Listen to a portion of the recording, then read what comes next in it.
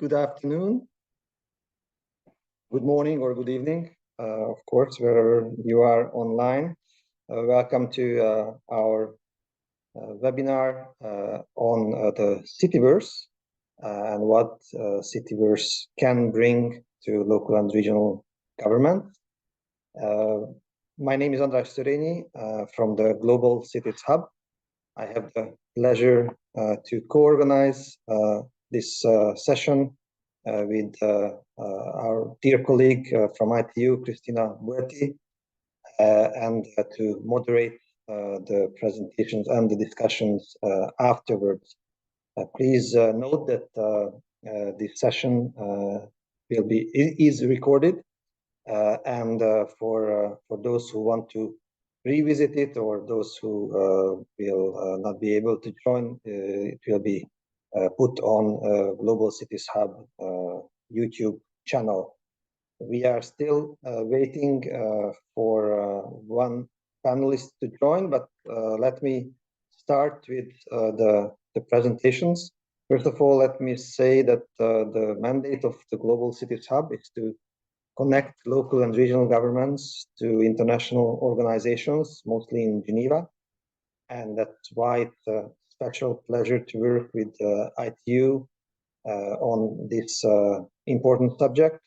With ITU, we have an ongoing collaboration in different areas, from the WASIS forum to the Partner to Connect initiative, but also on topics like smart cities and citiverse, now with Cristina Bueti. We will have an excellent panel to advise and to discuss today. The Mayor of Dodoma, Mr. Davis Van Pupe, Dr. Okan Geray, Strategic Planning Advisor at Dubai Digital Authority, Ms. Isabel Wetzel, Program Management Officer at UN Habitat, Ms. Cristina Martinez, who is Deputy Head of the Smart Technologies for Communities Unit at the European Commission, and as I already mentioned, Ms. Cristina Bueti, who is Counselor Metaverse at ITU. And with this, let me turn to you, Cristina, as the co-organizer, to make some opening remarks. The floor is yours.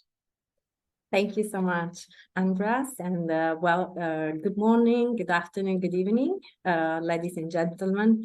I'm delighted to welcome you all to this online event, which is jointly organized with the Global City Hub.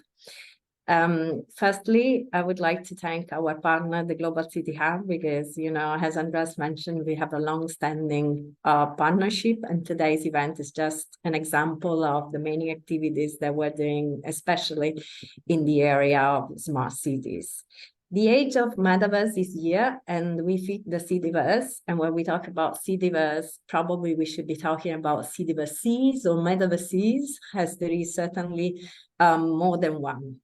At the heart of today's discussion is also the potential of the citiverse to revolutionize urban development, answering to the challenges of sustainable urban development and contributing also to the achievement of the Sustainable Development Goals.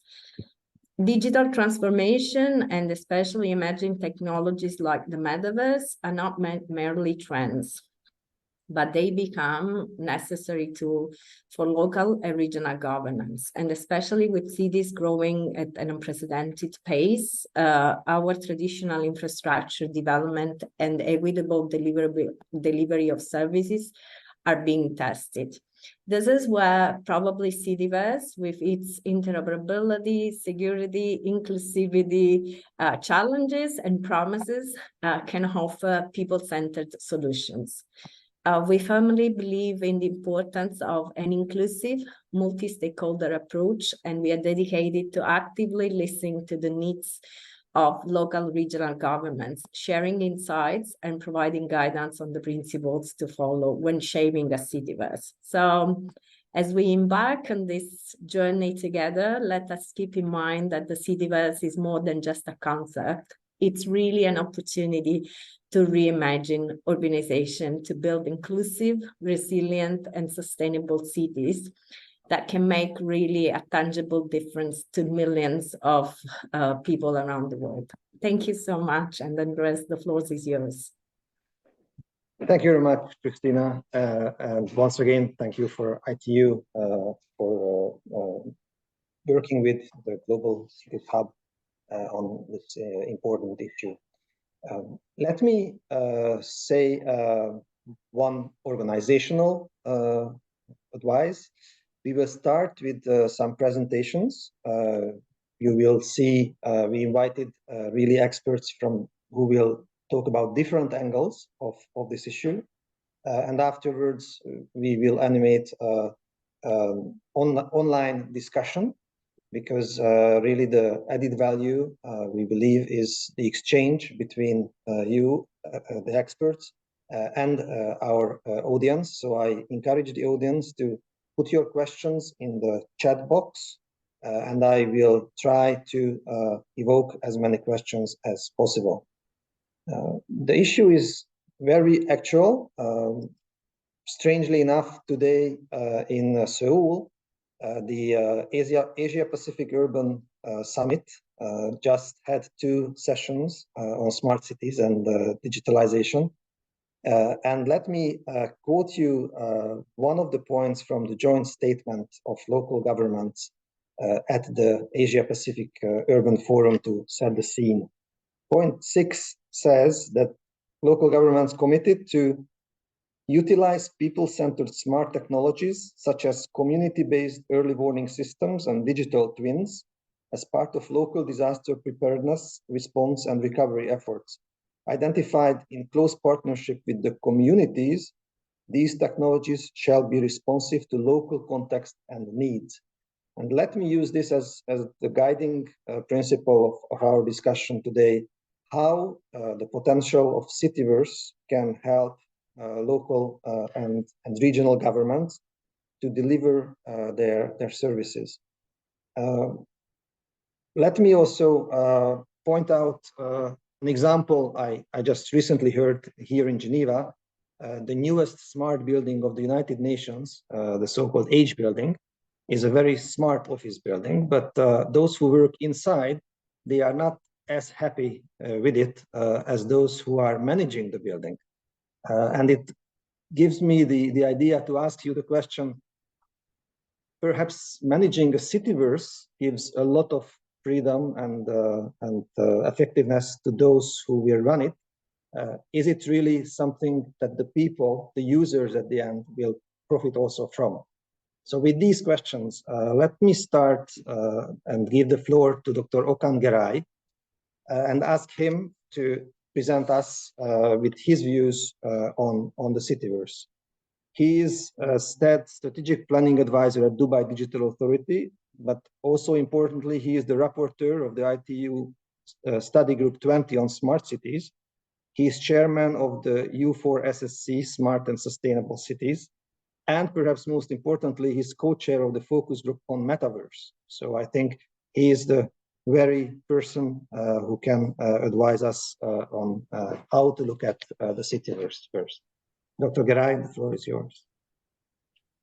Thank you very much, Andreas. Geneva time, good afternoon, distinguished participants. As I share my screen, before I start my intervention, I would like to thank, in fact, the co-organizers of this event for inviting me to this very timely and also exciting discussion on citiverse. In the next few minutes, I just want to take you through maybe a couple of things, maybe briefly introduce to citiverse from a certain perspective, and then I will also highlight some of the metaverse strategy things that we have formulated in Dubai very briefly. And then I will also have a discussion on the challenges and opportunities that are ahead of us as we move forward with the concept of metaverse, but more specifically in the context of cities.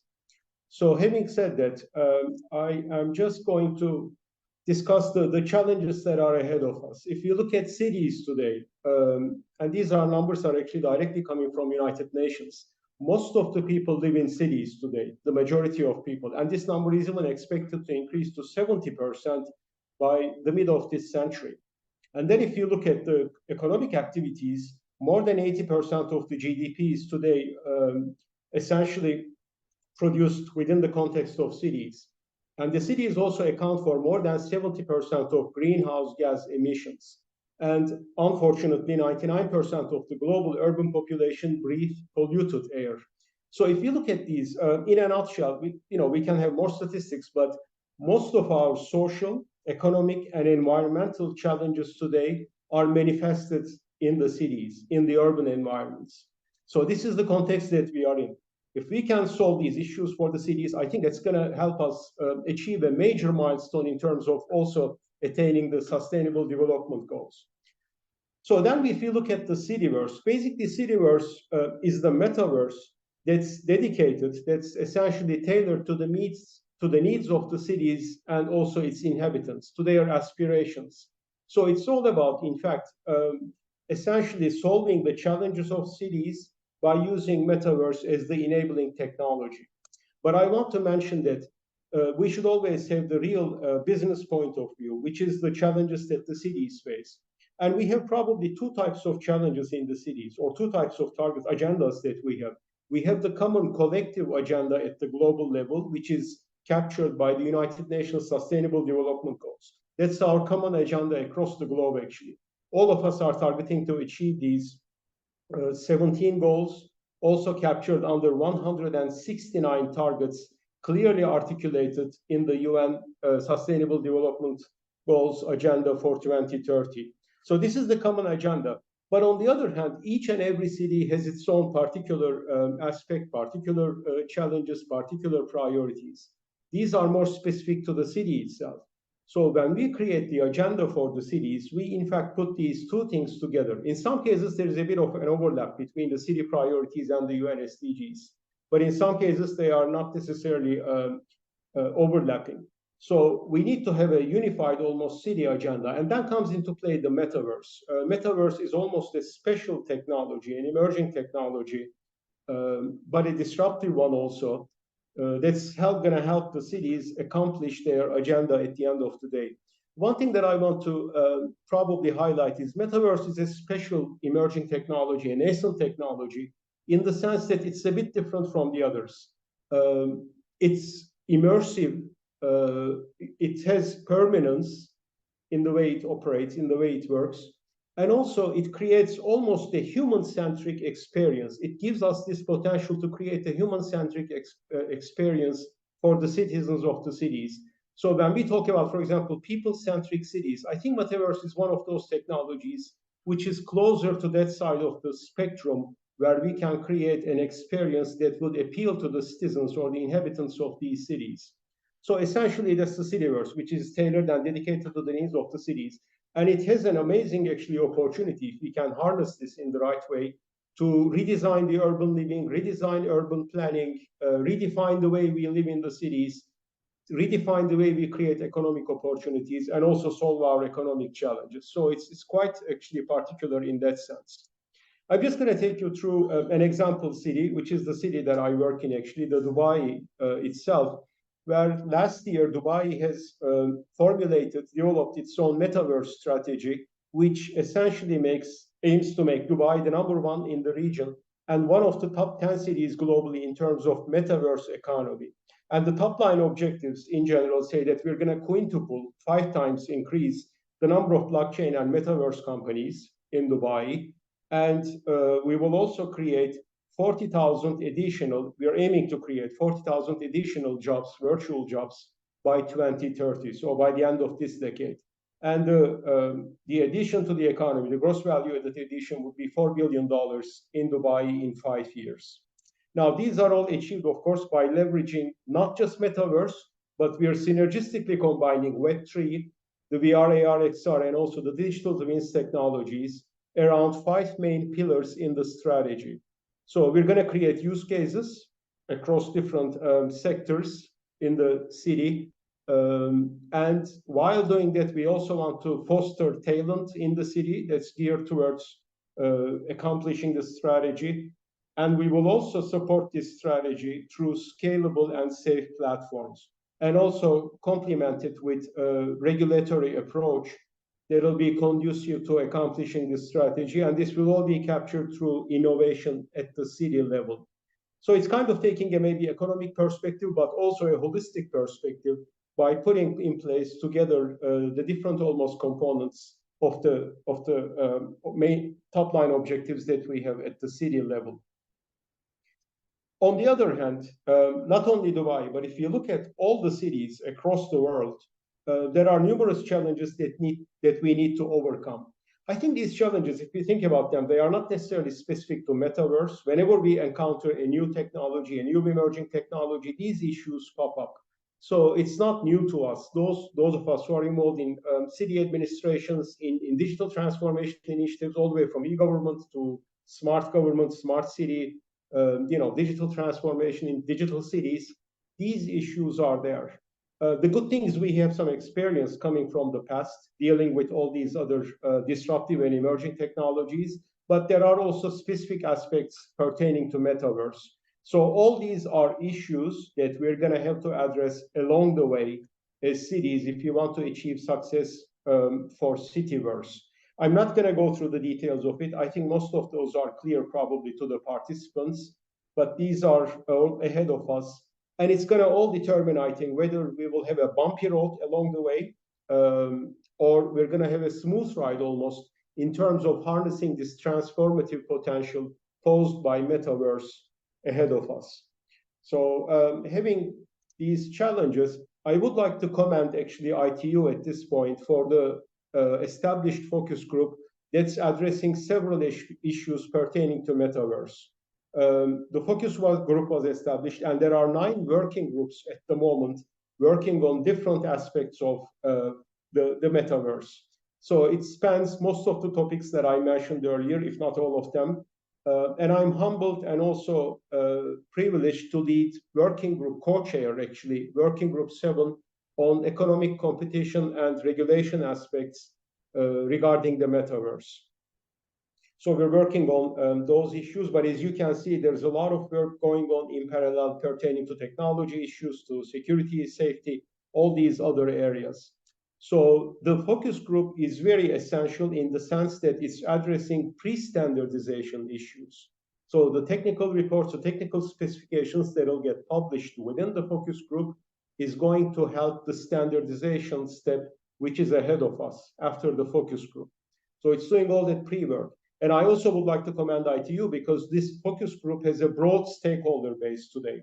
It's composed of government, academia, private sector, NGOs, and civil society as well. So all these stakeholders are working together to identify various issues, discuss them openly, and put proposals on the table in terms of technical reports and technical specifications. So hopefully it's going to make this potential bumpy road ahead of us more seamless by addressing all these issues from different perspectives. But having said that, standardization and pre-standardization is very important. The focus group itself actually on metaverse encouraged ITU to establish a digital coalition on citiverse. And I'm actually one of the proponents of this idea. I wholeheartedly believe that standardization is necessary, but it's not sufficient. The cities, in order to harness this potential, this transformative potential that's ahead of us, standardization is a portion of the picture, but left alone on their own, the cities are going to have to reinvent the wheel in so many areas.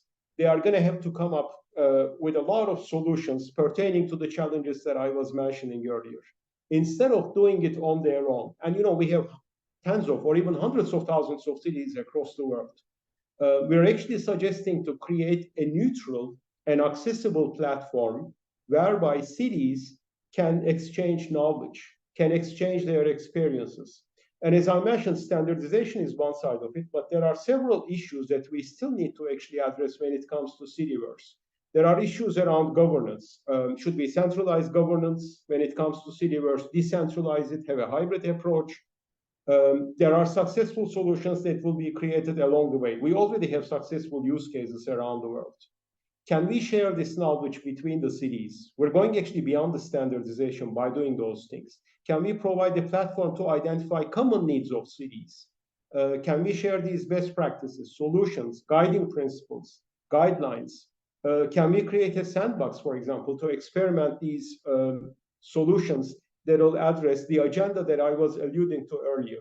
Remember, I mentioned that we have a common agenda, but also a city-specific agenda, which when combined together will make the agenda for the cities. But at the end of the day, there are so many synergies that arise across the globe in all these cities that there's a potential to almost capitalize, to leverage on, not just in terms of standardization, but also in terms of these other areas pertaining to cities. So I think this is going to be very important. It's going to be a very exciting, I think, next 5 years, probably a decade even ahead of us, whereby we not only use metaverse, but we synergistically combine all these technologies such as AI, digital twins, metaverse, blockchain, data, IoT. I think it's a very exciting time. Left again on their own, the cities will struggle with those issues. And if you just capitalize on one technology, we're going to only achieve a linear growth. But given that we have almost stretch targets for UN SDGs, it's very important to capitalize on the exponential effect of all these technologies being used together and help the cities achieve the potential of the citiverse. So I'd like to encourage actually all the cities to undertake this journey along the way. And we hope that we will achieve a greater good for the planet, for the humanity, and also for our economies. Thank you.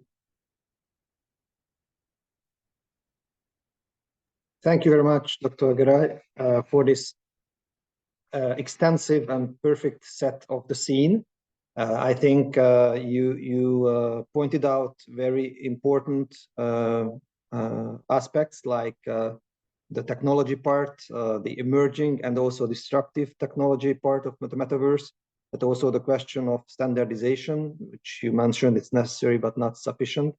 And at the end of your presentation, you pointed out that for cities working together could help identify the city's needs and share best practices to help cities to achieve their maximum potential. And this is the perfect bridge to help me to bring the discussion to our next speaker who joined us, Mayor Van Pupe from Dodoma, who is not only a mayor, but also a lecturer at different universities, and whose career always focused on urbanization and population studies. And also, and perhaps most importantly for us today, he is passionate. I know it personally because I had the chance to meet him pursuing the Smart Dodoma mission, the development of the new capital in a smart way. So I would like to invite you, Davis, to share your views, to identify the needs your city faces, to bring the discussion forward. The floor is yours. Please switch on your mic.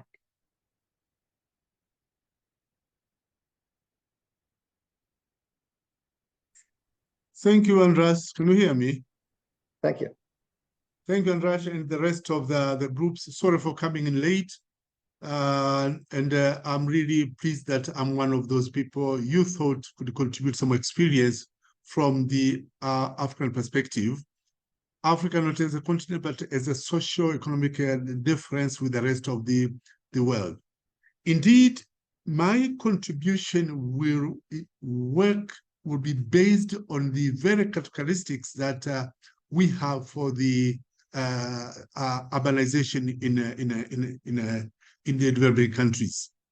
As we all know, currently, the way we look at the process of urbanization is like having a doomed sort of picture that it is associated with so many negative effects to the people, to the economy, and the whole spectrum.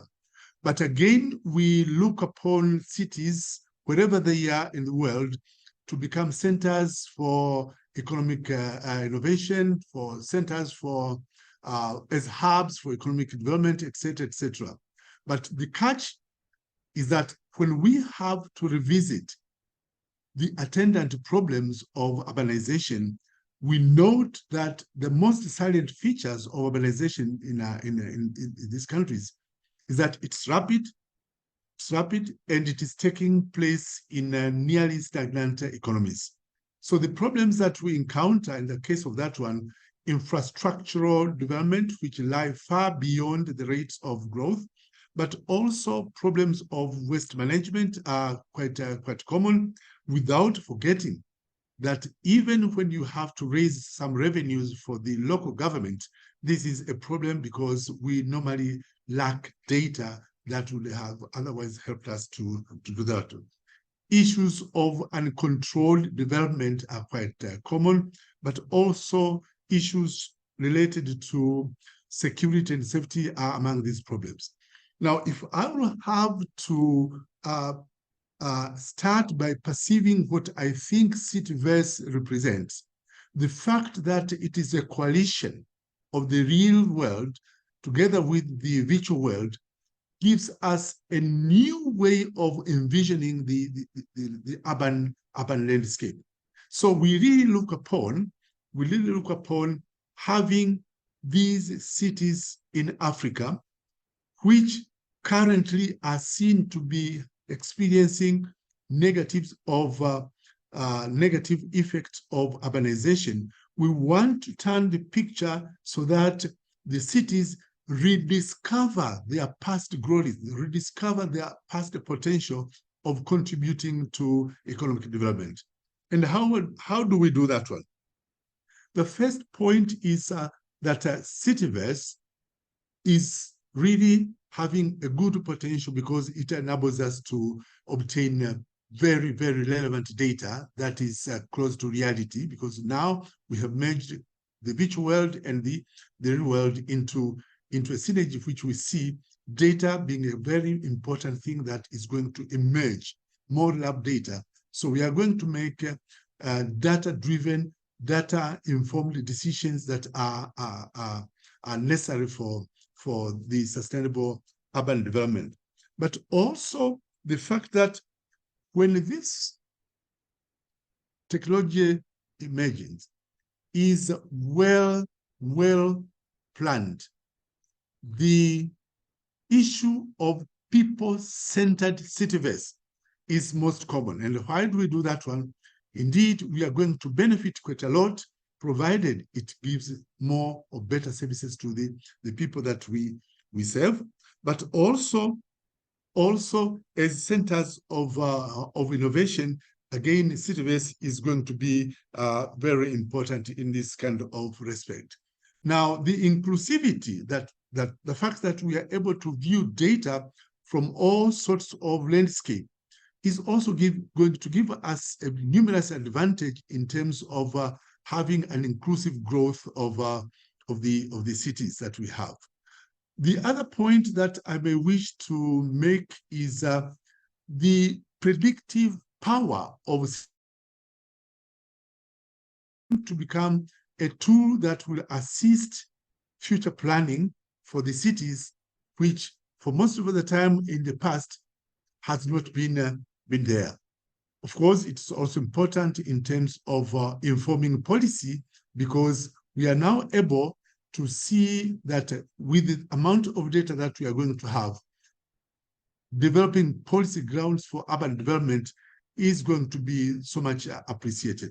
So in a nutshell, I would argue that given the rapid pace of urbanization and the attendant problems of infrastructural depletion, of weak economies due to inability to collect revenue, again, given the informality which is quite rampant in terms of development of land that has not been planned for the good use, as well as matter of security, we think with the available data that citiverse is going to come up with, will be in a better position to make more informed decisions and hence serve our people in a better way. Thank you very much, Mayor Mampupe. It's always great to hear from a mayor that you look through a people-centered citiverse lens. And it's also telling that the lack of data in some cases is one of the biggest challenges, but that your vision is to transform it, this challenge, to an opportunity and to make data-driven decisions in the future using the citiverse. We heard already about lot of different angles. And let me also again quote from the Asia Pacific Urban Forum, where one of the points was to enable access to local government services such as healthcare and business transactions to digital means, just to broaden the view even further. And I come to you, Christina Bueti, who is, I mentioned, the counselor on metaverse at ITU, with an ample knowledge on all aspects of this issue, from the IoT to sustainable smart cities, because you always worked in this field. So let me ask your global view, how you think citiverse can really help local governments on all those issues, and how the international institutions like ITU can contribute to this development. Well, thank you so much, Andres. And, I think, so far it has been, very insightful discussion with, the considerations shared by the mayor, as well as from Okan, and direct experience, of course, from those that are working at the city with their inhabitants. And, of course, when we look at the citiverse itself, first, I would like to acknowledge that the term itself, citizens, was coined by the, I would say actually the European Commission, but I should say probably more accurately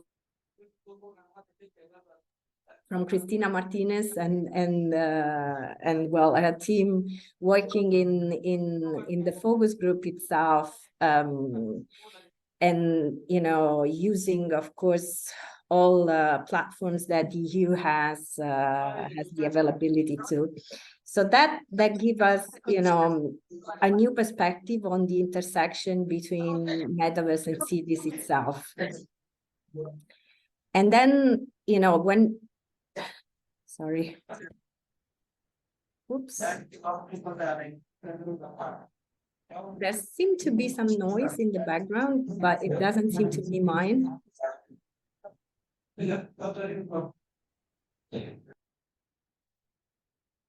It's all.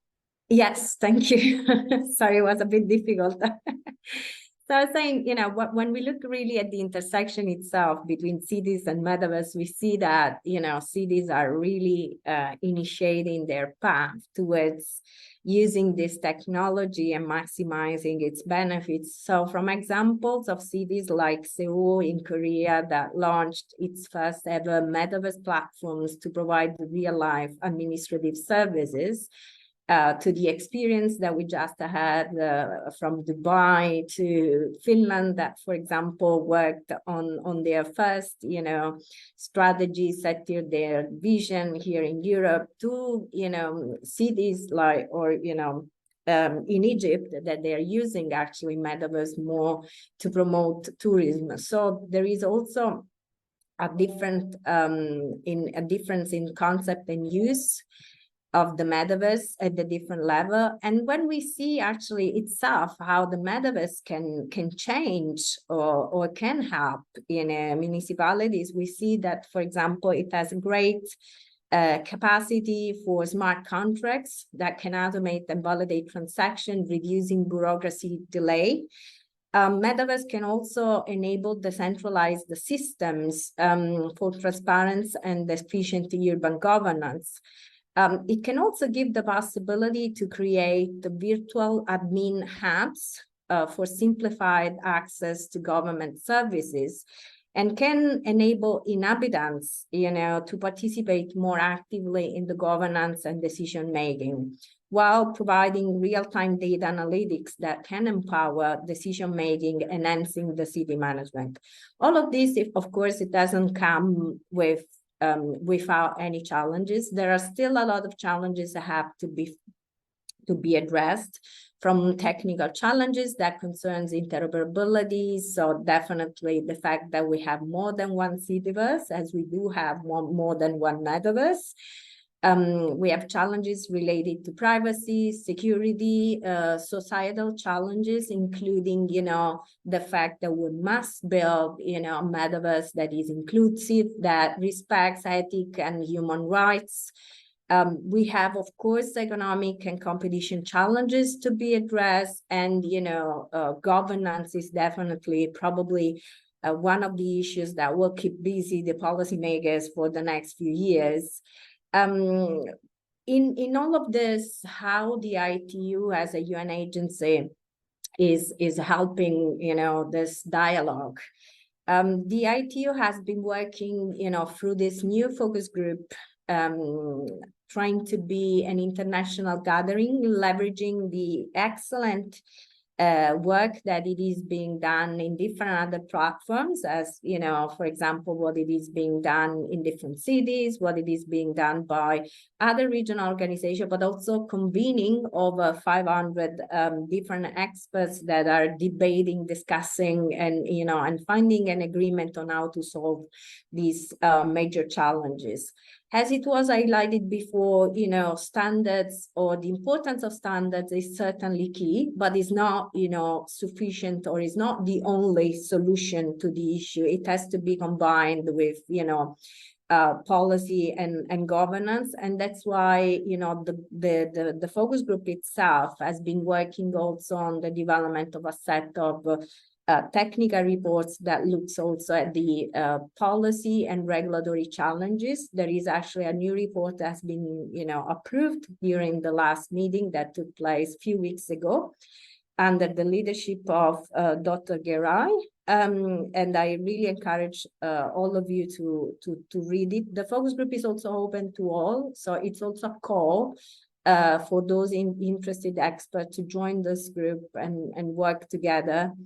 And for us, definitely, probably the most important part is to ensure that the metaverse that is built, it is a people-centered city metaverse. So as it was emphasized by the mayor, the idea is to use technology for people, to make sure that, the center are people, and that even, when we look at how technologies can, evolve, we make sure that it is done in a way that it empowers people, that, we make sure that there is, access to technology in an equitable manner. We respect also privacy while building trust and security, and we also build multi-stakeholder capacity. This is not something that we can do alone. We have to do it together. We have to work together. This is not, a one organization, work. And this is the reason why I think that the idea of, launching this digital coalition on citiverse is key. That will be the next highest priority for us at the ITU, to ensure that we build, an open, inclusive digital coalition on citiverse that, will involve different regional partners, as well as cities, as well as, of course, the key players in this area. So stay tuned with us. We will, definitely share more news on the digital coalition on citiverse in the next few weeks. Thank you. Thank you so much, Andres. Thank you very much, Christina. Thank you for this hint at the end. It will keep us awake for the next couple of weeks. But most importantly, thank you for pointing out the different possibilities the citiverse will provide for local and regional governments. Let me echo that the focus groups in general, but also this one in ITU, are open to all. So we encourage all the experts from the local level as well to join and take part on this discussion. Let me turn to you, Isabel. Isabel Wetzel is Program Management Officer at UN Habitat. UN Habitat, as you all know, is dedicated to work with local governments on urbanization issues. But before that, she worked at the World Bank, also on urban development issues, and has also wide experience in research, which we heard about data is a very important aspect, if I know correctly, from LSE, but also in the private sector. So your experience is rather broad from different angles, and I'm eager to hear now, with your hat from UN Habitat, how do you see this issue? The floor is yours. Thank you very much, Andras, and it is a pleasure to be here today and to exchange thoughts, ideas, work with all of you, and especially those of you distinguished panelists also who are here with me today. So I've already heard a lot of the things that have been said on this panel on data, privacy issues, etc. And I want to echo some of those things in a second. But let me first start from the perspective of where we work at UN Habitat on the topic. So we have a flagship program called the People-Centered Smart Cities program, where we work with a lot of the national and local governments that we work with at the UN level to support them in their digital transition journeys. So for us, the perspective coming in there is that we apply multi-level governance strategies to help build the skills and capacities of governments to develop or procure or even effectively use digital technologies in an inclusive, ethical, and sustainable way. And so one of the things that we did 1-2 years ago is that we had a global review of smart city practices, and some of the responses that came out of this review, interviewing all sorts of different stakeholders, was that cities struggle to deal with ethical issues associated with digital tech. And so that is a bit of a bringing us back to the basics, because we're talking very high level technologies. And in our work, one of the things that we see often is that we need to sometimes come back to the basics or foundational principles of the technologies that we are looking at or that we're trying to develop. If we don't have the right regulatory frameworks in place, a lot of what we're trying to achieve here at this high level cannot be achieved. And another response from that survey or global review was also that respondents reported limited engagement of residents in government smart city initiatives. So I think that point is now related to the issue around the digital divide, digital literacy, which we have also heard earlier. So I think summarizing that, it is quite evident that digital transformation processes for local governments have to be more evidence-based and provide practical examples, real-life examples and recommendations. And so this is something that we do at UN Habitat. We have developed all sorts of very practical tools for local governments, including a series of playbooks on these topics, so that cities have very practical tools that they can apply in their own local government contexts. And we've also heard earlier that, of course, any kind of digitalization processes at public institutions should be aligned with SDGs, and they should also respond to real needs of residents. So I just wanted to underline that and bring that into the discussion as well. That being said, of course, citiverses are enormous opportunities for not just residents, but also governments to delve into potential real-life solutions that we have, etc. But I think we need to remember that there's a lot of people around the world, around 3.7 billion people, that are actually still not connected. And to just illustrate that with some data, for instance, from Uganda, 46% of Ugandans use mobile internet, but only 16% actually use smartphones. And many of those that I have just mentioned actually rely on 2G internet. So with that in mind, it is going to be quite hard to roll out very complex technologies. And that is something that means that we need to put people at the center of any of these initiatives that we're looking at. We need to work on closing the digital divide, and we need to also address the risks that are there when it comes to exclusion of any kind of digitalization processes.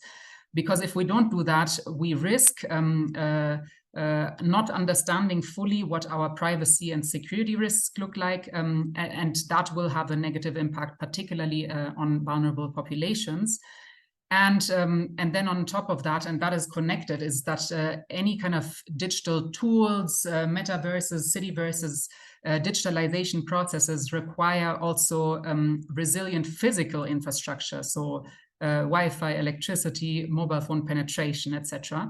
And then, of course, when looking at the provision of services through citiverses, etc., we need increased digital literacy, universal internet access, and then in connection to that, we have to explore more multi-sectoral partnerships and support and sustainable governance structures. So, for instance, where do NGOs come in to also advise the creators of new technologies accordingly? What kind of models of PPPs, public-private partnerships, can be explored? Where and how do we incorporate people into decision-making opportunities, and then also academia, of course. So that is a big sort of risk around the digital divide and digital literacy issues. I think we heard earlier also from the Honorable Mayor around challenges on limited connectivity, underdeveloped infrastructure. But then again, when you translate these challenges to opportunities, there's also opportunity for cities to collaborate, cities and countries and businesses to better collaborate, not just in this continent, but also globally. And then I also just wanted to mention that as UN Habitat, what we're also doing is we are at the international level hoping to come to a consensus very soon on what actually people-centered smart cities mean in practice for all governments around the world. So we're working on international guidelines on people-centered smart cities, which is a member state-driven process. So all member states have the chance to come together through expert group meetings, so appointing experts from the national governments to represent in designing and drafting and developing these international guidelines. And then we are also translating that to research and data findings through a world outlook on smart cities. So that is currently underway. And these processes are relevant because they give us a kind of umbrella under which now we work, we develop and design technologies in which then hopefully governments, local governments, etc., can take these forward at their own level.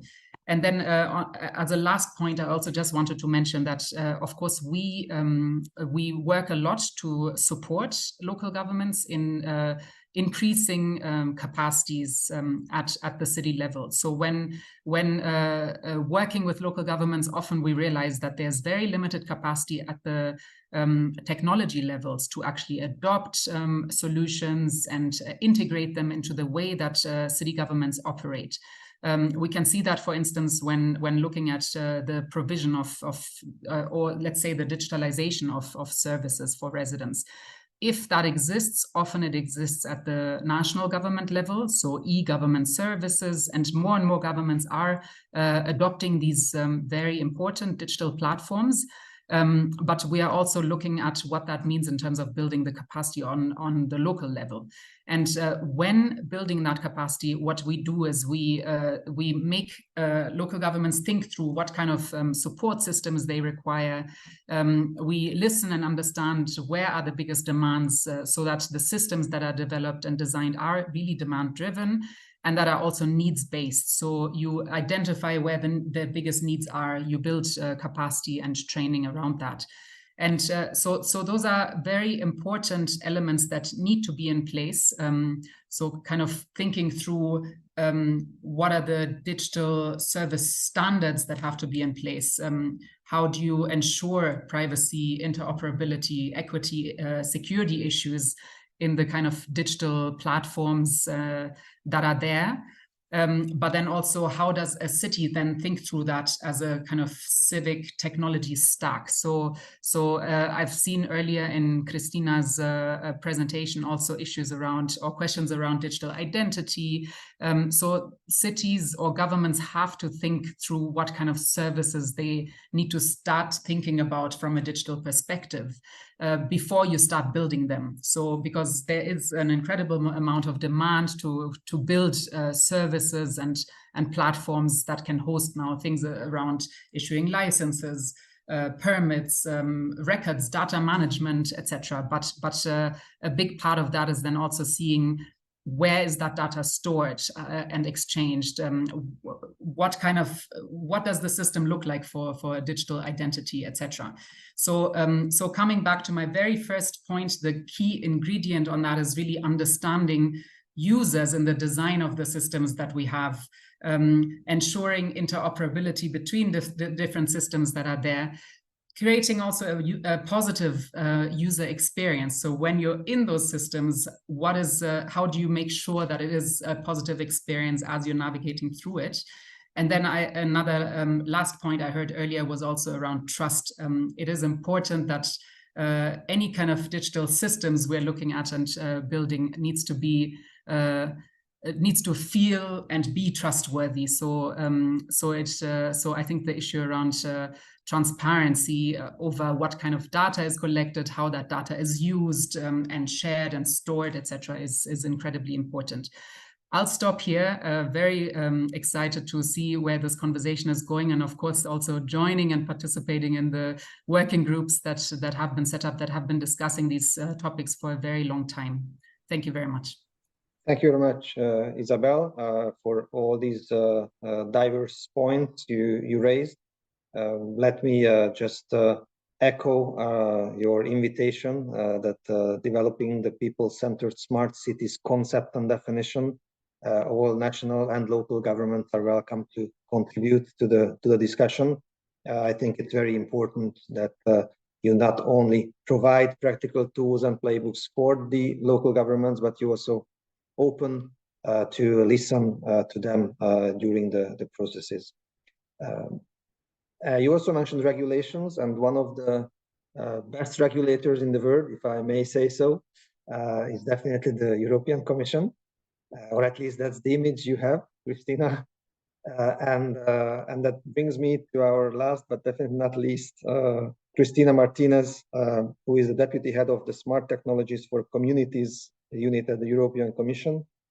She's responsible for the development of digital policy for cities, but also previously she worked as a consultant in the private sector. So we once again will have a complex view. And I think the name of your unit predetermine that you are in a rather easy position to answer the first question, which was about the real needs of the people and the local governments versus the technology.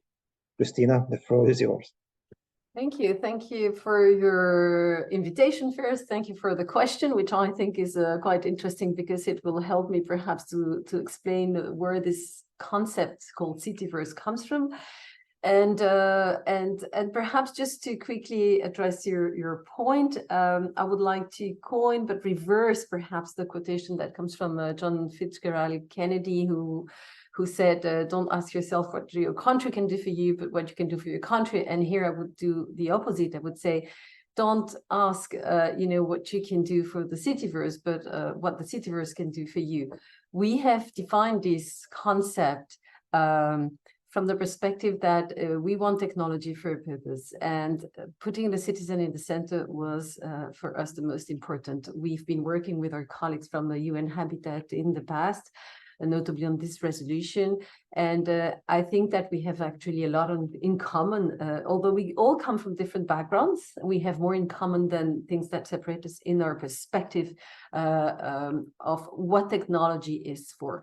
So we have converged on this necessity to design technology that is, as we've heard before, user-friendly, that serves a purpose, that helps citizens, but also local authorities actually to better serve their citizens, because there are a number of challenges that were explained by Mayor Mwamfupe that we need to address, and in an increasingly, let's say, more competitive, and the competition is to access basic resources, with a trend of urbanization that cannot be stopped, with a number of increasing challenges on the environmental side, we will have to do things in a much more efficient way.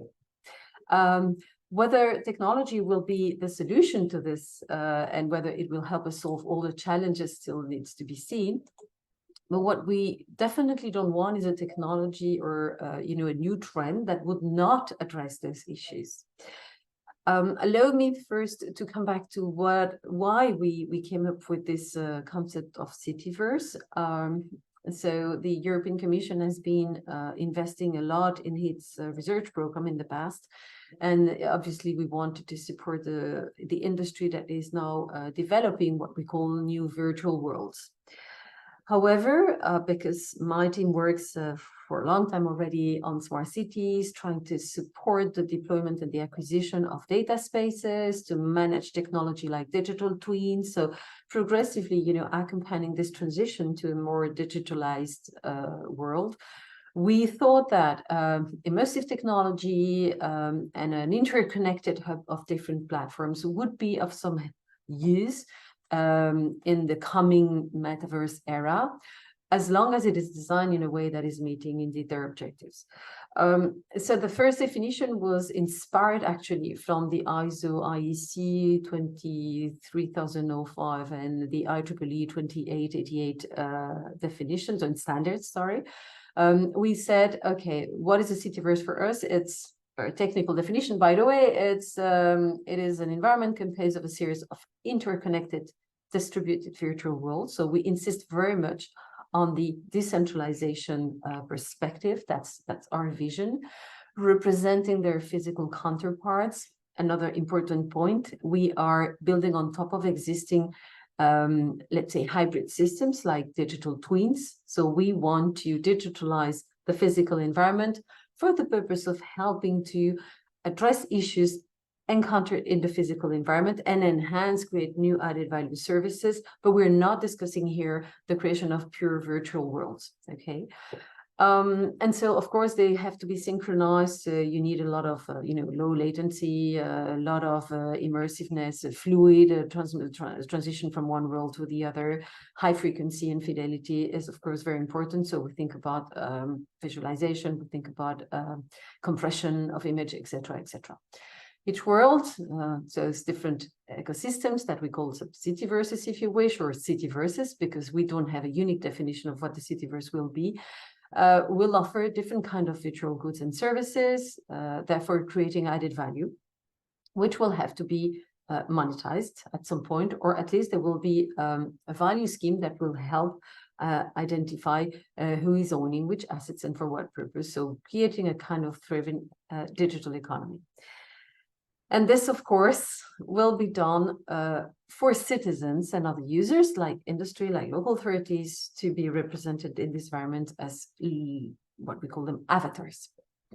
So in this ecology, there is a number of parameters that we will have to care for. The first one is data. We've heard this before. Fundamental. If we don't have big data, we don't have those rich environments. Another one is interfacing. It's very important that we improve the way we will interface. We will, let's say, create a user experience that is a bit more natural than the one we have now. AI technology will be key, definitely, because it will allow for a number of let's say services that were not possible before. It will help us perhaps manage the cows and shut the noise on the line in order to really, make sense out of all this bunch of data. We are creating knowledge. This is fundamental. This is how we improve the way we live. This is how we improve a number of human activities. And this is, I think, the benefit to the experience. But of course, there is also the monetization of all these activities. So we hope that they will also bring opportunities for our industry. As I said, we very much root all this evolution in the digitalization of the physical environment. So we say we are going to move from the physical world to the citiverse, but we don't want to interrupt that link, and we want to maintain it because it's, for me, the most, let's say, reasonable way of developing technology by, never disconnecting actually from the physical reality. Otherwise, it can bring to situations like the ones today where we are perhaps living in an era where we don't see the impacts of our actions. Now, sorry to give you perhaps the EU perspective and a bit of the EU context here. So as Cristina Boetti said, we came up with this concept in a document that is what we call the Digital Europe Program. It's our instrument, financial instrument, actually, to support the deployment of digital technology in Europe. And we issued a call, which is, by the way, still open until January, for citiverse pilots. But before that, there were a number of important developments. First, we have strengthened the industry around virtual and augmented reality technology. We set up a high-level group of experts to discuss what would be the possible policy impacts of those technologies. It's called the IFRAG, and they're going to issue a report by end of the year. There was a consultation with a random panel of citizens who discussed what are the values that they would like to see reflected in the citiverses, what are the obstacles, what are the elements that they like, what they don't like, and things that would inspire actually the policy-making process. We published a study which looks at the potential economic benefits of metaverse in general, virtual worlds, and the citiverse. And we have issued in July a new communication on Web 4.0 and virtual worlds, which explains and presents our strategy to celebrate a new era that will be, as we said before, citizen-centric, but also compatible with EU values and principles. What are those principles? In a few words, we are first looking at, we're first looking at a citiverse that reflects EU values and principles. We have the European Charter of Fundamental Rights, we have the Digital Rights Chart, and we have a number of principles which have to do with interoperability, openness, accessibility, etc. Another point is that we want to give also European businesses the possibility to develop world-leading applications, to scale them up and grow. It is important for us to offer an alternative to, let's say, vendor-specific technology. So the European Commission is investing on a lot of open solutions. They have to be powered by, as I said, open and highly distributed technologies and standards that enable interoperability between platforms. So the Commission has been investing a lot in supporting our standardization bodies, both at European level, at national, and also at international level, also contributing with a proposal actually in the ITU Smart Cities group for ensuring and creating this framework for, let's say, low-cost interoperability, as I call it. It's actually called the minimum interoperability mechanism framework. And finally, values, SDG compatible values like sustainability, inclusion, and accessibility will be at the core of technological developments, because our reality in Europe is an elderly population, is a population that is, like in any region of the world, very diverse, and we also have our issues with regards to inclusion. So it is fundamental that the interactions, but also the immersiveness is made for everything and understandable and accessible by everybody. A word about policy implications of this. We heard before that the citiverse deployment will come with a lot of policy challenges, and I fully agree. And I think those challenges will probably have already been covered by some of our existing legislation in Europe. Let me give you just a few examples that we have developed in the last 5 years only. Just to give Andreas an opportunity to remind that the Commission is indeed famous for its regulation capacity. But it's true that we have addressed accountability and obligations of online platforms through the Digital Services Act. We have dealt with the free flow of data in the context of the Data Governance Act and the Data Act. We're calling for a trustworthy AI and trying to manage the risk posed by artificial intelligence in the currently proposed AI Act. There is the world-famous General Data Protection Regulation that is addressing issues relating to personal data, a huge challenge definitely in the coming citiverse. EU consumer law, the markets in crypto assets that is addressing actually crypto assets that were not regulated by the existing financial services legislation. We are dealing with European digital identity digital identities through this new strategy. We have a directive on copyright. We have another one on accessibility, on web accessibility. And finally, we still have our EU labor standards that cover health and safety at work, and also the social security systems that will protect EU workers also active in the citiverse. So this to say that we were ready to actually start deploying a number of use cases that we're funding through the Digital Europe program. And we've asked our community of stakeholders, so cities represented by notably the Living in EU initiative or the Digital Mayors Assembly, what are these possible applications in the area of urban planning, of policy making, or of public service distribution, education, shopping, cultural activities, entertainment, etc., that you think would be the most useful to be funded with public money.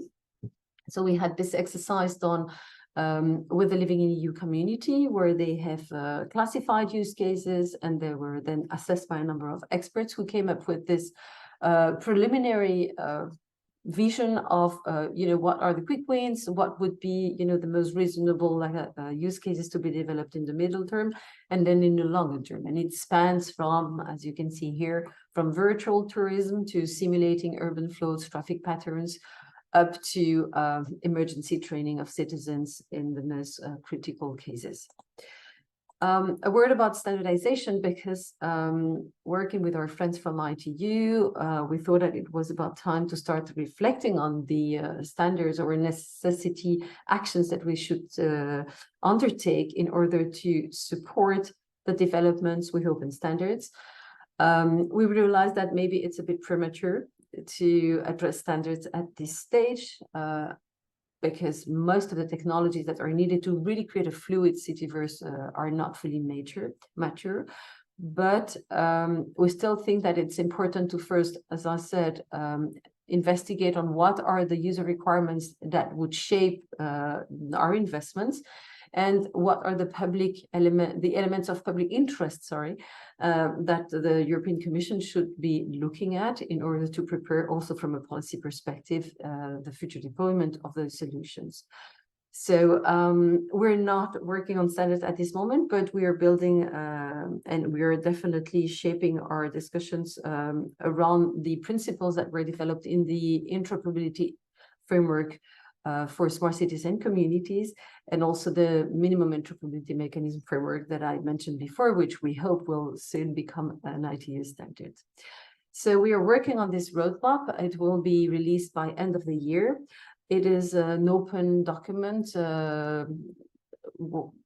defined by a number of experts that are freely participating to a number of discussions. Everybody's invited to comment. We will present it before an ITU task group under the focus group on metaverse soon in November. And we are looking at, as I said, a number of standards issues. We're looking at the policy aspects, and we will make recommendations, which I hope will be also useful to other regions of the world, and definitely could be perhaps commented, and perhaps use cases coming from other places could enrich our document. This would be really appreciated. Finally, to say that to create this world that Dr. Geray was describing before, we are indeed sharing the view that a number of technologies will have to be further developed, from blockchain to computer vision, go through virtual economy aspects, avatar, social acceptability, very important also for our security and privacy issues that will need to be addressed.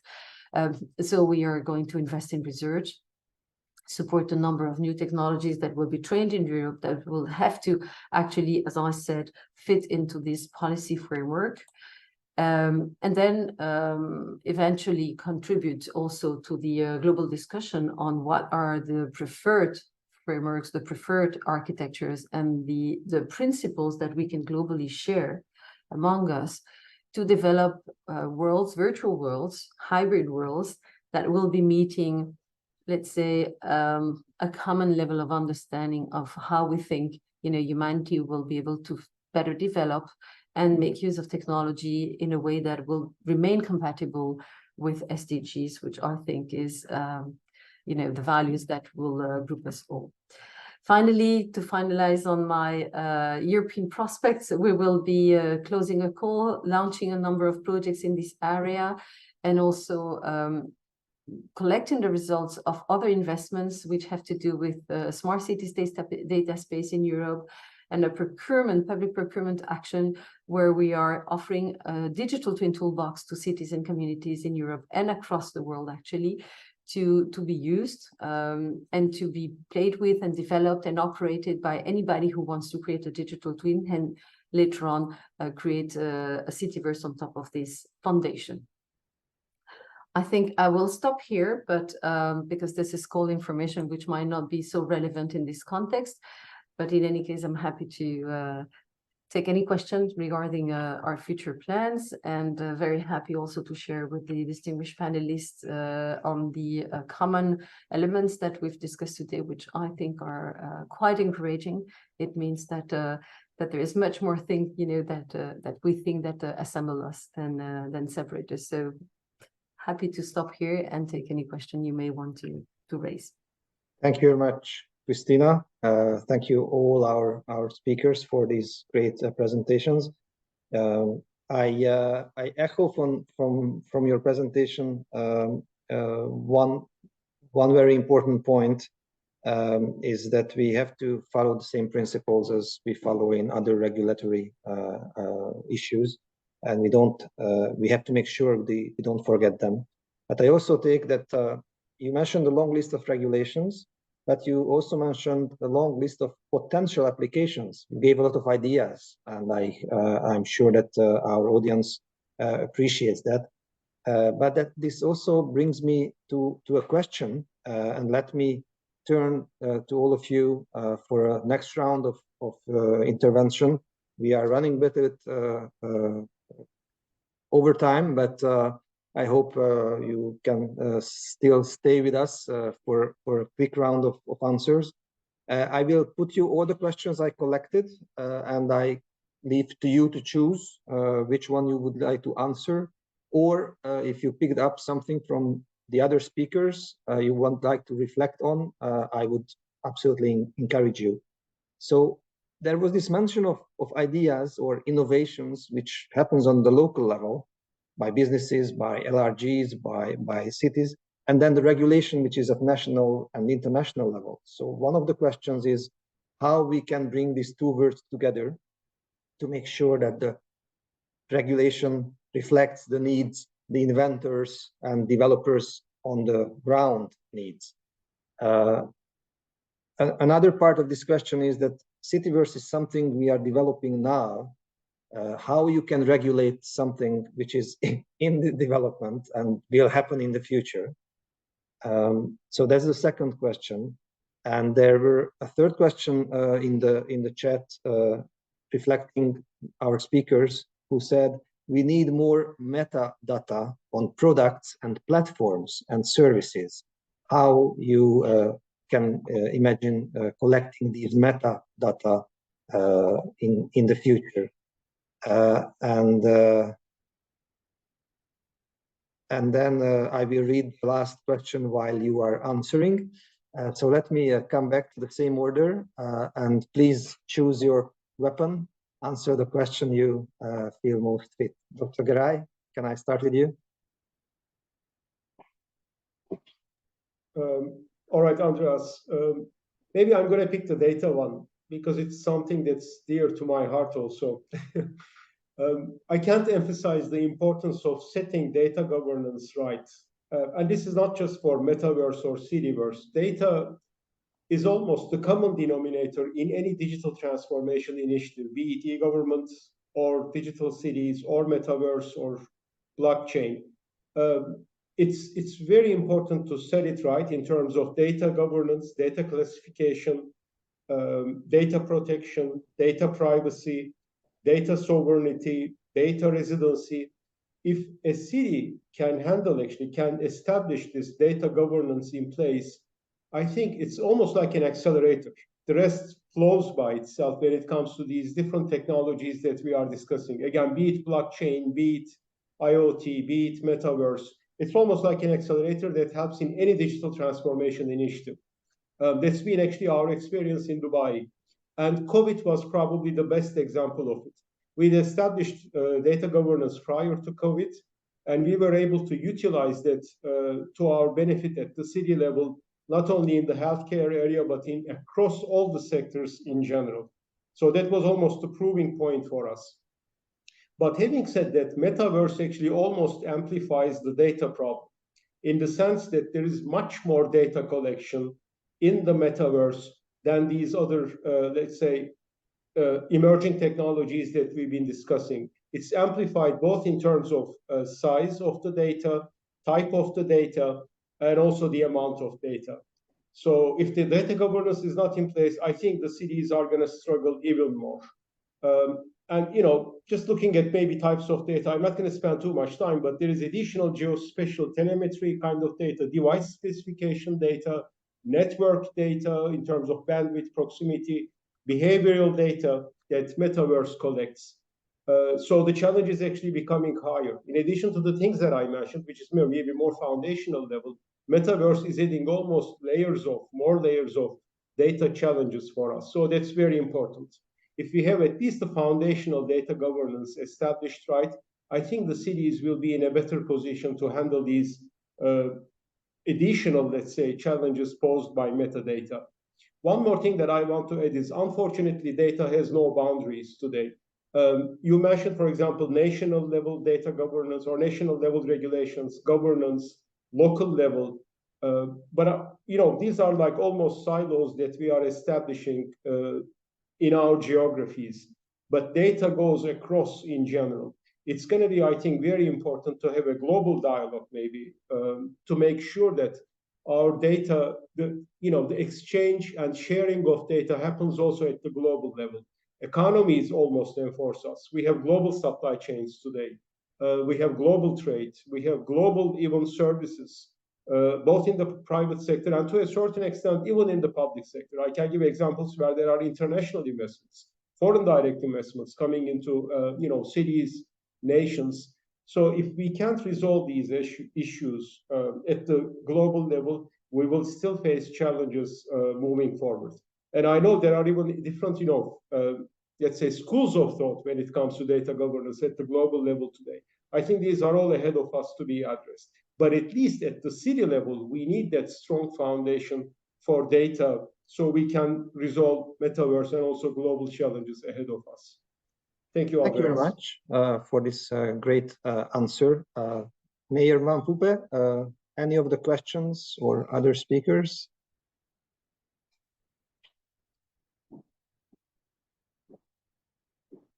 Please, your mic is muted. I do appreciate the contribution from the different speakers, but it has also come into light that there are basic requirements that are necessary for the development of citiverse, one of which really is the policy environment. To what extent is the policy environment supportive of the growth of citiverse? And indeed here, we are looking into, until we are able to bridge the digital divide, then maybe we need to be more patient when it comes to the application of citiverse.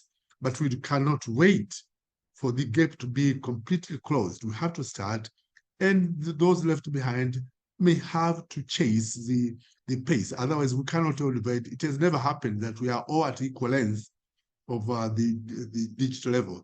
Indeed, I do appreciate the digital divide as far as different countries are concerned, but nevertheless, that shouldn't be a hindrance. But it's also important to see the infrastructural basics. What is the basic? What's the bottom line for infrastructure development before we to come? And it's for this reason that really I found it very, very interesting when Isabel was talking about developing people-centered smart cities. We cannot hide under the banner of being in a developed world. We can have in our own way of looking at it. The standards will never be the same, much as we want the standards to be there, but they may not always be the same. But will have to lay hands on what is really available within our city economies. Otherwise, that was very interesting, and I'll be growing up to make a close follow-up with Isabel's contribution, that of capacity building institutional setup on which the application of this merged technology is going to thrive. Thank you. Thank you very much, Davis, and I'm really happy to hear that our mandate to connect local and international levels is working, because there's a dialogue which started here, and I continue with the other speakers to answer the questions. Christina Buetti, which question you choose? I think probably some general considerations, and it's challenging to set regulations before a technology is completely developed. But as it was also, rightly highlighted by the mayor, it is important to put in place the right policy environment that is absolutely necessary for cities. I think that we also learned on our own skin that when COVID spread, many municipalities were not ready. They were simply not ready. They didn't have the policies, they didn't have the platforms, they didn't know how to react. And well, yes, there were cities that were ready. Dubai was certainly ready, but many other cities worldwide were not ready. And the fact that they had to respond quickly was also, I think, an alarm ring for them to learn the lessons and to be ready for future challenges, but also future opportunities. So I am confident about what I'm seeing already in the focus group on metaverse, on the many city representatives that are participating, which was a surprise to me. I was not ready for that type of participation. I was not ready to see so many city representatives being involved in the focus group on metaverse. But that's important because they bring their voice in it on something that it is being shaped, and it has to be shaped to, respond to their needs, especially when we look at the citiverse, which is, let's say the bits of the metaverse dedicated to cities. So in that context, yes, it's not easy, but there has to be an effort that has to be made. I also think that while appreciate that there are, some good initiatives taken by cities, or some of the cities that certainly are leading this dialogue worldwide, it is also important to contextualize that we need to have regional and international efforts in place. I think that's extremely important to work in a way that, especially when we look at shaping the citiverse, it doesn't become a multitude of citiverses, which would be equal to what we have right now when we talk about smart city platforms. And, I'll give you a concrete example. In the same country, I don't want to mention which country, because otherwise it would seem like finger pointing at that specific country. But we have plenty of examples of, cities in the same country that are not able to share data, because they have two different platforms that are not able to interoperate. So we don't want to repeat that with the citiverse. And what was said by Okan is true. When we look at the metaverse, the amount of data is not even comparable. It's much higher. So we need to rethink actually the way on how we are dealing with this issue at the policy level, at the technical level, and also for mayors at the city level, because that would be different. That will be different. And, they'll have to think that they'll have to deal with me in a form of a digital avatar that will go into a virtual hub of the mayor, speaking to the mayor's digital avatar. And that digital avatar has to be him, and not someone else that has stolen his avatar. So I may be faking a conversation with, the mayor of the Dome. These are challenges which I believe have to be responded now, before we actually face them in actual what it will become our real world in probably, I don't know, 5-10 years. That's the estimate of a full scale of the metaverse that we see right now. Thank you. Thank you very much, Christina. It gives us some time to discuss. It's a short period of time, actually, 5 years in governance and regulation. Let's continue. Isabel, please, any thoughts to conclude? Thank you very much. And I think I will also just leave a general reflection here. I think we have just heard how important the exchange is between different local governments or mayors in particular. And actually that brings me also to mentioning one point, which I didn't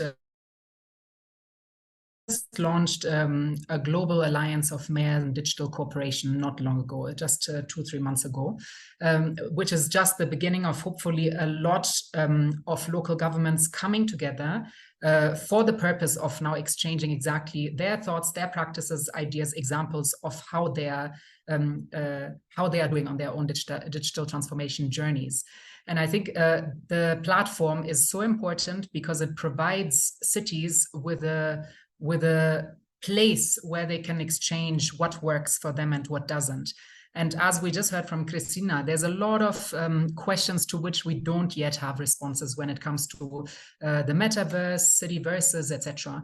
But some cities are already embarking on these journeys. Some cities will be the pioneers to kickstart processes that will hopefully then be replicated by other cities in their own respective contexts. And I think that is the direction that we're headed when looking at the kind of digital platforms, tools that we're adopting at the city level. There will be cities championing it. There will be cities that have the capacity to share that experience and that knowledge with others, so that when other cities embark on their journeys, they don't have to start from scratch. They can essentially now learn immediately from the lessons that come from the cities that have already done it. And you can, through that, save resources, share resources, and become smarter overall. And that's what the purpose of the platform is that I just mentioned, that we are hosting together with the UN Tech Envoy's office. And so I just wanted to leave that point on how important not only partnerships are with the private sector, etc., but also among the cities as we are navigating through that digital journey in our digital world. That cities have to work closely together to achieve the Global Digital Compact that we're working towards, to build their own resources, share them, to build their capacities as they're maybe still lacking it, but in a collective manner that also points very clearly at what cities need, what the citizens in those cities need, and how experiences can really be used to build on, so that we make cities smarter in a more inclusive, equitable, etc. way. Thank you. Thank you very much, Isabel. Thank you for joining us. Christina Martinez. Thank you. I think I will perhaps close by saying that the answer to some of these issues is probably governance. We start with governance and we have to finish with governance. The way we're addressing some of the issues that were mentioned, including in the question in the chat, is by setting up conversations. We have this power to convene in the European Commission, and we are putting together communities represented by mayors. Actually, we call it a Living in EU initiative. It was created 4 years ago, and it was the first time we were listening to users before designing any initiative. These people have now created a community of like-minded mayors who want to, take this journey in a way that is mindful with their own needs, values, principles, etc. They have signed a declaration called the Living in EU Declaration, which defines what it is to digitalize your communities, your cities, in a way that is compatible with those overall principles that I've mentioned earlier on. And they're also developing a number of projects together. For instance, just to name one, we have launched a call for creating a data space in Europe for smart cities to help collect all these sector data that comes from many, many places, different layers, different levels, national, EU, local level, and make them interoperable. So the way we've done this was to set up a project that would be defining a blueprint for the data space and then sharing with potential users those elements and defining together what would be the rules for sharing data, for accessing data, how to manage, create, and so on and so forth. We have thousands of data sets that are already now part of this European space. We hope it will grow. And that's how we are building actually then digital twins and the citiverse applications by actually, using this layer of data that is hopefully now compatible, interoperable, or at least that can be used in a quite cost-efficient way. And then perhaps to finish on how this will hopefully bring us to this citiverse that will be both, as I said, I don't like to use federated because I think it's a word that is connoted in a very strong way here in Europe, but let's say interconnected. We will never propose from a public perspective a platform that would be ruled by one entity that will impose a number of standards or ways of managing data. This will never work. We need to, cater for the diversity we have in Europe and create this unity across Europe with a shared understanding of what are the rules for exchanging data and create new applications. So this will be always the way we will develop things. And this is why we have now launched a new initiative. It's a new legal instrument called an EDIC, a European Data Infrastructure Consortium, where member states are joining forces to create a commons of tools, software solutions, infrastructure solutions, develop projects together with cities and local communities. So this perhaps is a novelty for Europe because, we have a number of prerogatives associated with each layer of governance, and they're now coming together and discussing, okay, how can we develop digital twins in Europe? How can we connect them? And how will we in the future create the citiverse that is indeed the one that I have presented before? So I'm ending up with governance. As I said, it has to be something that we do collectively. We need to have this common understanding of why we need this technology, work on similar use cases. And that's the only way, I think, to justify all the investments that are made in this area with public money, but not only, and also give clarity to the market on where there is potential for scaling up solutions and therefore for creating more wealth and benefit for citizens. Voilà. Thank you very much, Christina. Frank, thank you for all our speakers. Thank you, Christina, Isabel, Okan, Davis, for your insights, for sharing your views with us. I very much enjoyed how different but complementary your interventions were. And I'm really happy to hear about new initiatives like the Global Alliance of Mayors on Digital Transformation and Field Habitat, or the EDIC you just mentioned, Christina. With ITU, we also partnered in the initiative Partner to Connect, which is also about helping really bringing together the stakeholders on digital development. So it was a real pleasure from my side to being able to participate in this highly professional and, by the way, genderly perfectly balanced panel. So once again, thanks for all our audience and especially for our speakers. Let's keep in touch. Let's continue the conversation. Global Cities Hub is here, and we are looking forward to work with all of you. Thank you, Christina and ITU again for co-organizing this webinar, and looking forward to work with you in the future. Thank you and bye-bye.